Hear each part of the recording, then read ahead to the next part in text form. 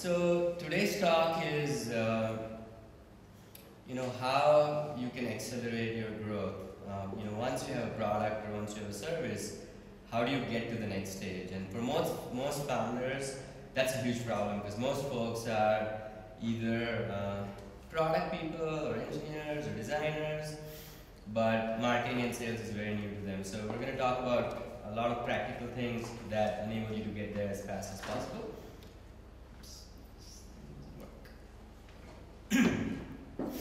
So I've been traveling around Europe, giving different talks to different people, and what I'm realizing is, since these places are new, like Berlin, I wanted to meet as many people as possible in the CMO community, CEO community, entrepreneurial community. So what I found interesting about LinkedIn is everybody loves to check themselves out, right? So how many people here check who viewed my profile? Most of you guys, right? Like who looked at me. So what I did was I changed my LinkedIn profile like you see here. And before I went to Bulgaria to speak there, I wanted to meet, let's say, CEOs and CMOs, right? So I did a LinkedIn search as you see here, and I found thousands of people I wanted to meet, right? So the idea would have been like I visit each of these people, and a lot of them would check me back, and then if I send them an invite, there's a huge likelihood of them accepting my invite. So there's a known statistic in LinkedIn profiles that if you see somebody and they see you back, and then you send them an invite, you have a 40% chance that they'll accept your invite, and then you have made a new connection in a new place, right? So the idea, my main growth problem was, how do I visit 6,000 people, and all these different cities? I'm speaking in 11 cities across Europe. How do I reach 13,000 people with myself, right? So there was a little script that was written that actually visits profiles as a bot. So it goes and goes through thousands of profiles a day based on a search query match, so an exact person that you want to meet. And it was huge in terms of my profile views. So if you look at it, there's at least 1,000 people that I really want to meet who are checking out my profile, right? And 40% of them are connecting. So I'm doing anywhere from 200 to 400 new connections a day in cities that I had never been, right? So that's a huge source of connectivity. So as you see here, there's a lot of talk about growth hacking and blah, blah, blah, but this is a real example of how actually you can do it to solve a growth problem, right? So if you see, I thought about the problem in terms of a lean marketing solution. Like I wanted to grow as fast as possible without a lot of people. We applied software engineering and automation to the problem, and I tracked everything, right? So for example, in my LinkedIn profile, I had I'm going to be speaking at Heureka, and come and say hello. And that didn't convert that well, but when I said come and say hello and connect on LinkedIn, a lot of people started connecting with me instead of me following up, right? So it tested a lot of profiles there. So if you see, that's kind of an example of how you can scale as a company without having a lot of things, right? So a quick idea about my background. I have been in the Valley for about 16 years. I am a mentor at 500 startups on growth. I'm a CEO of a company called Growth Machines. And I founded a company earlier called Searchforce, and we manage one of US's largest ad spends. Over my lifetime, I've managed almost $1 billion in spend, and also I have an MBA in brand marketing from Cornell. And what my latest company does is provides growth training for companies and incubators and large companies and corporate innovation houses, as well as we provide growth execution. So we would actually run growth for companies, from Series A, Series B companies all the way to large companies. So let's dig in a little bit about what growth actually is, right? So everybody wants viral growth, right? So as you see in the diagram, at the tip of the iceberg, everybody's like, yeah, I'm going to do viral growth, Even people promise to their VCs I'm going to grow viral growth, right? But what does that even mean? That's just tip of the iceberg. So if you see below that, there's a lot of work that needs to be done in landing page optimization, in SEO, in analytics, in onboarding, in UX, in PR, and email marketing. So in fact, there is a lot of work getting put into making viral happen, right? And that's what the growth discipline is about. And that's what a growth team needs to do, or if you're alone, that's what you need to think about, right? So it's not a quick fix. It's kind of consilience of this knowledge across these different domains, right? That you need to continuously improve and continuously make better. So how will you think about the overall problem? So this framework helps you in two ways. One is to visualize what's happening to your products or services, right? So the overall idea is you're getting acquisition, right? So anytime you have a web page or an app or any product or service you want to keep ready, you're driving traffic through it through different channels. Once the traffic comes in, you need them to activate it, whether it's free or paid, and you need to retain them over time. You need to have communication methods and selling methods there, and you want them to refer to other people. So this helps you in two ways. One, it lets you look at what's happening in the entirety of the flow, whether you're testing a product or you have a full-fledged product. Second, this is a framework for your analytics. So when you configure your Google Analytics or Flurry for mobile or anything that you want your engineers to be able to track across these five pillars. This is by Dave McClure. It's called It's like Pirates for Metrics.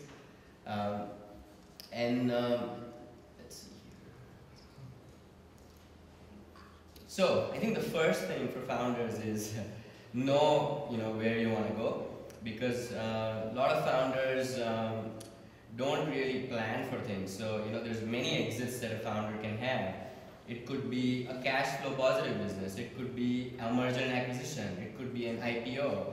And what you want, and ideally get grips around how you want to plan it, what you want to plan for, really reflects in the tactical growth hacks or growth things you need to know. So first thing is set your goals really clearly.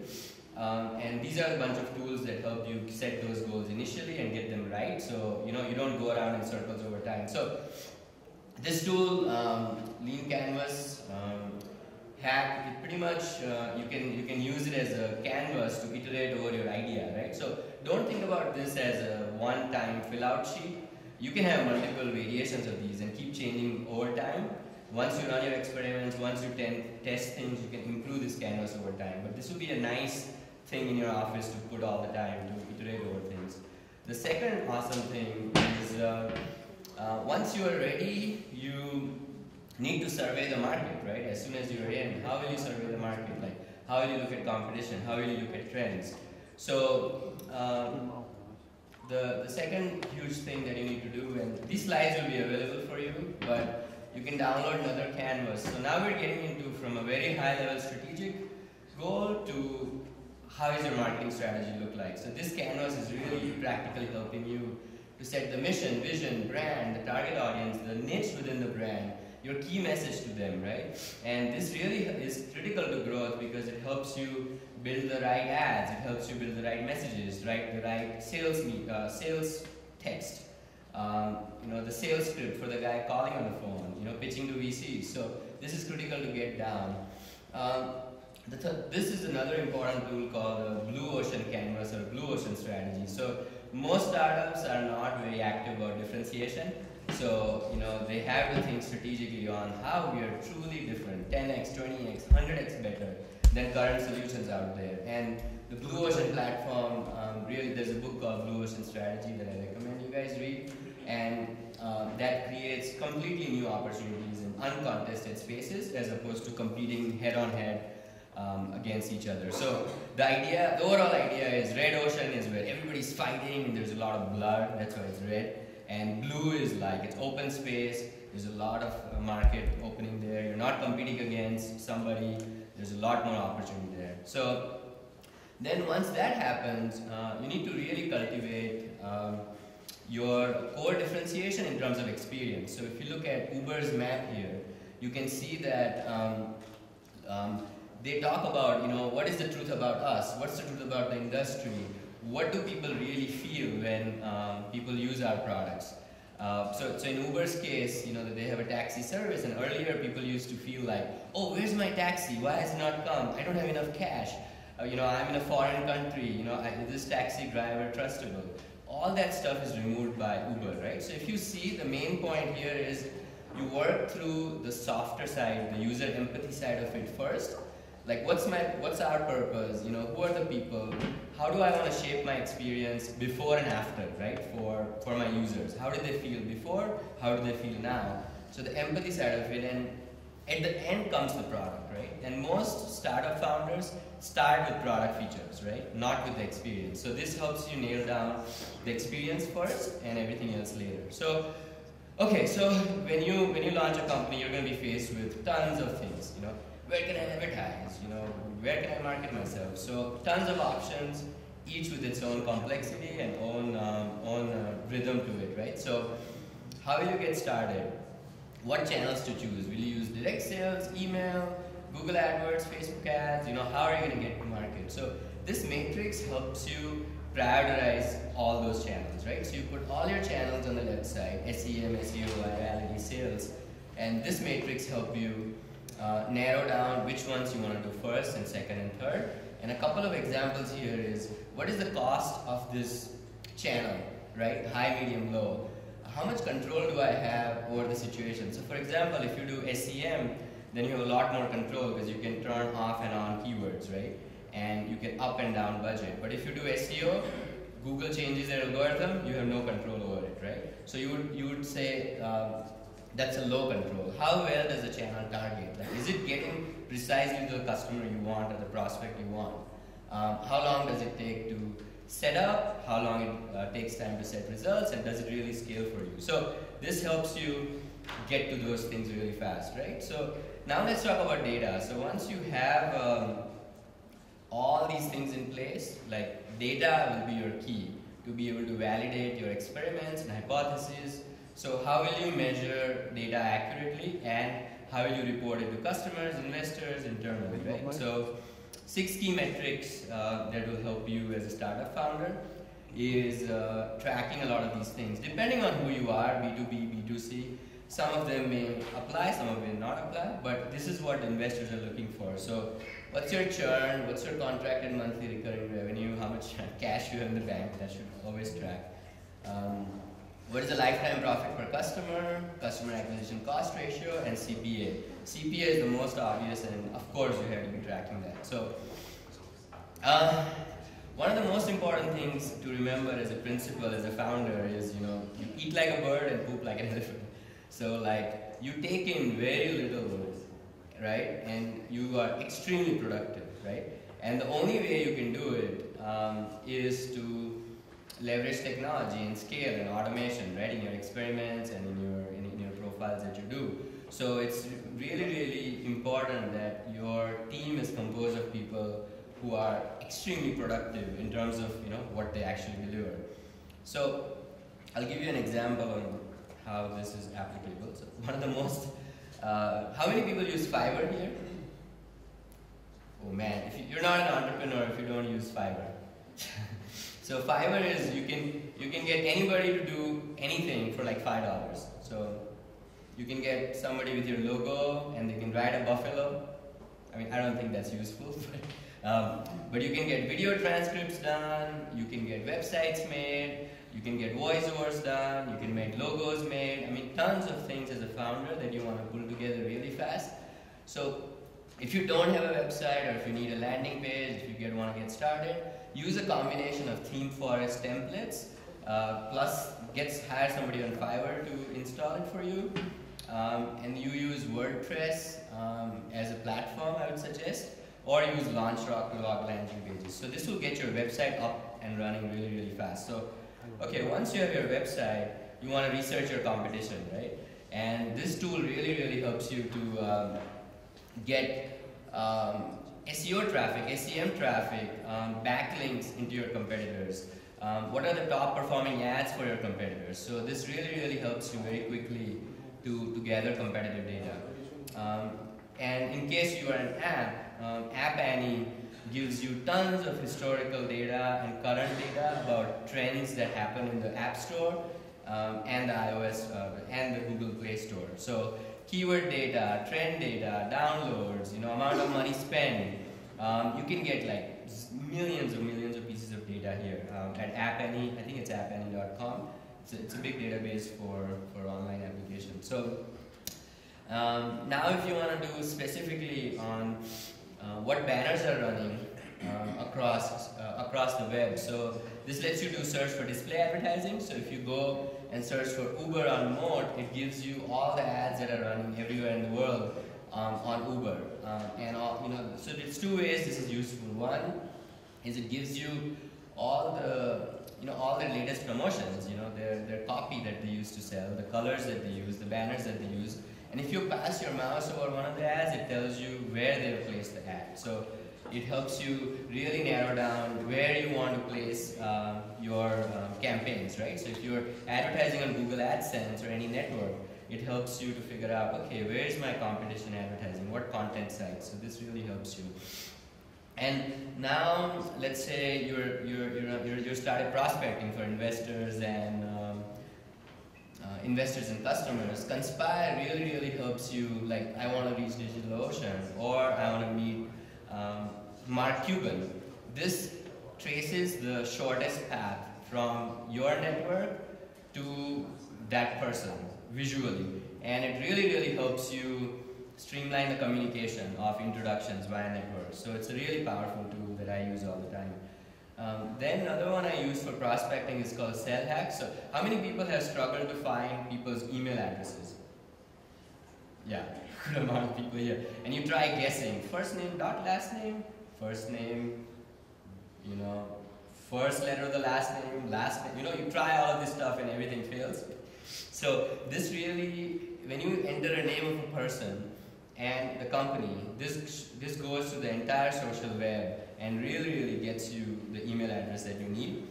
If it doesn't have the email address, it will find other people in the company who have emails and reverse engineer their format of the email and give you a best estimate of your person's email. So of course you can use it to hire programmers, find people on Google+, find programmers on Stack Overflow, Twitter, things like that. So incredibly powerful tool. And they have an API now. You can just upload first name, last name, and company, like 500 people, and they will give you email addresses back. So it's a really powerful tool. Then another great platform for prospecting is called import.io, Mozinga, and Scrapebox. So this gets you automated web data extraction from different parts of the web. So this lets you scrape out all sorts of leads, all sorts of information that you need from competitors. So again, this helps you scale super fast, very quickly. The other great tool for, all of you will be writing some sort of content, do content marketing, inbound marketing. So for that, you're probably wondering, what should I blog about? What should I tweet about? This lets you research what content should you be writing. So let's say I'm writing on content marketing. I can search for content marketing there, and I can see all the top articles on content marketing that are most shared. So if you look at these topics here, 10 words to cut from your writing, ideal length for online content, is really hot. It's getting shared 40,000 times, 20,000 times. So now when you're doing your content strategy, this is a great input on what's hot, right, in terms of content. And also what content type is hot. Should you do an infographic, a guest post, an article, interview, video, and you can look at trend data over time as well. And the last thing that is useful here is who's the influencers for your content. So if I want to write something on growth hacking, right, I want to know everybody who spreads the message fastest, right? So I want to make friends with them, I want to make connections with them. So for every person, you can actually see who shared it and who are the influencers for every content type. So again, the principle here is before you write anything these days, you need to know how many times it's going to be amplified and shared. Like otherwise, there's no point in writing, right? So where to write, how to write, what to write, it answers all these questions. So it's called BuzzSumo. So one of the quick, fast, effective ways is a lot of founders get their hands on email addresses, but they don't know what to do with it. Retargeting via AdRoll and Facebook really helps you to upload your email list. And there's two things you can do. You can do retargeting and something called pre-targeting. So retargeting actually targets people. So all you have to do is to upload your email list to Facebook, and then Facebook would target people by email addresses. So everybody you want to expose your brand to, they will see your message.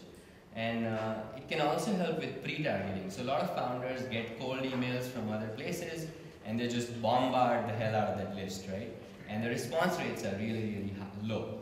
So what pre-targeting can do for you is when you upload your list to different retargeting networks, it exposes your brand to people first. Like, if you had seen Samir Patel 3-4 times before on your Facebook or somewhere else, and then you get an email from me, you're more likely to respond, right? As opposed to some random Samir Patel, dropped out of nowhere. So it can help you both ways. So again, retargeting is a big thing as founders you want to look at, because it's very high ROI for very little work comparatively, and also low cost.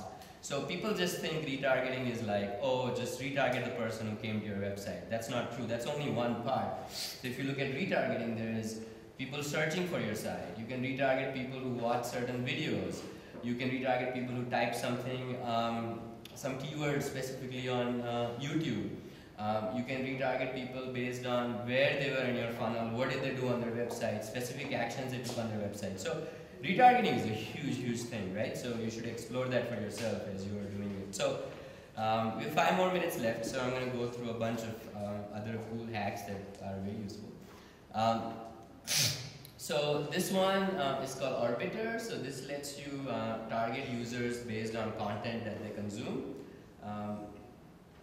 And I'm going to go through it fast. You can look at it later in detail. The other one is shopping cart drop-offs. This is a big attrition factor for a lot of people. So you want to make sure you have an accurate follow-up. So, why did you leave me? Emails to them. Or, or something that really encloses the shopping cart process. Enclosing meaning you want to give them less options, and you want to really, really follow up and focus on closing the transaction. SumoMe is a very, very quick way to start collecting email addresses on your website, and you could do it on your WordPress blog, any website. It's like setup is 5 minutes, and do not miss out on email addresses, right? You want to start collecting them from day one on your website or wherever you're doing. The copy length is recommended to be 2,000 words or more in blog posts, so make sure you follow that. SERP IQ has a research on what is the length of the content you should be writing on. Also, you want to make sure you use exit intent technology. So this is like those annoying pop-ups, but they convert really well. But you can use them much more wisely than annoyingly. But there's a lot of companies and open source software there as well. But consider that is in your chain of executing. So SimilarWeb is a massive database that is similar to SpyFu, but gives you a lot more trend data, a lot more information. Lead Pages lets you set up landing pages really, really fast, even if you don't know how to make a website. Go.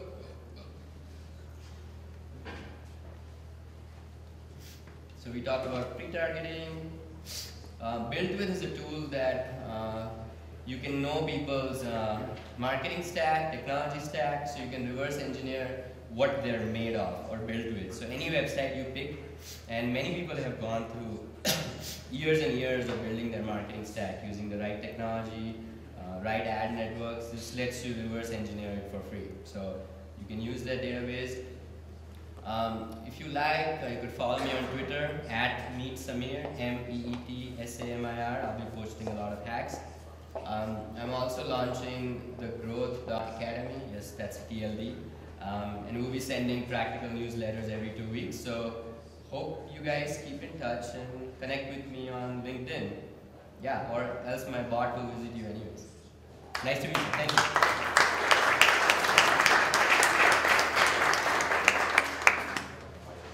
Are there questions? We have room for 1 or 2 questions if you wish. The slides? Do you want to upload them on SlideShare? Yeah, I can make it available and send the link to them. Or if there's a direct way to reach people, that's fine too. So yeah, worst case. Send us We'll a tweet or figure it- something. we'll If we figure don't, it if we out. don't, We'll don't. figure it. Yeah, they should be on SlideShare though, and just yeah, I can Google your put them name up and share then it, yeah. you've got them there. All right, there was another question. Please go ahead. How did you come up with those hacks? How? Yes. I use them myself over the years, yeah. But it's a personal experience. Yeah. And I think the way to use these hacks, it's a lot of overwhelming options, right? Do this, do that, do this, do that. So the way to think about it is in the R platform, right? Acquisition, retention, referral, and see which part of the funnel you need to fix and improve, right?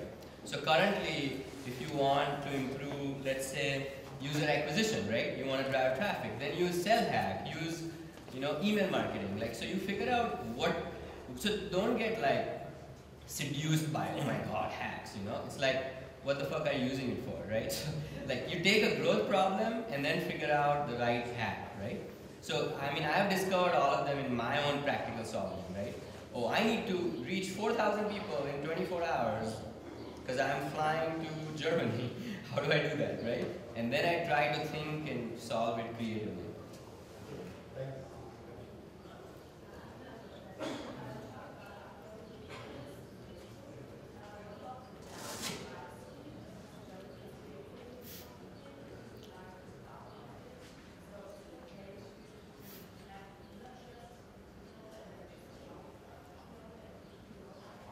I think, I don't know specifically about Germany, but in the US it's not an issue. Facebook allows you in US, and I also know about South America, so I don't know. Yeah, it should be fine as long as you have the email addresses.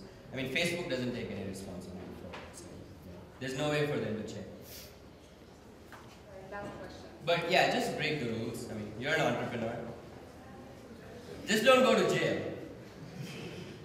So what do you think is if you're hiring a growth hacker, right? What do you think is the number one quality that you're looking for? It's a great question. So I actually, if you guys want to Google, I just published an article on NextWeb 3 days ago. It has 2,000 shares already. It's called 9 Qualities of a Growth Hacker. But I think the qualities are, I think to think creatively about marketing problems, right? And also apply technology and automation. I think those two are the main 2 qualities, right? Is how to think through, how to eat like a bird, poop like an elephant, right? That's what it is how do you do a lot with less resources? And it's actually easy to hire a growth hacker. You ask them 2 questions. How many, tell me 2 things you have done before in your life to growth hack. Second is give me 2 ideas on how I should growth hack, your problem. Come back to me in 24 hours. I think then see what happens. All right, thank you guys.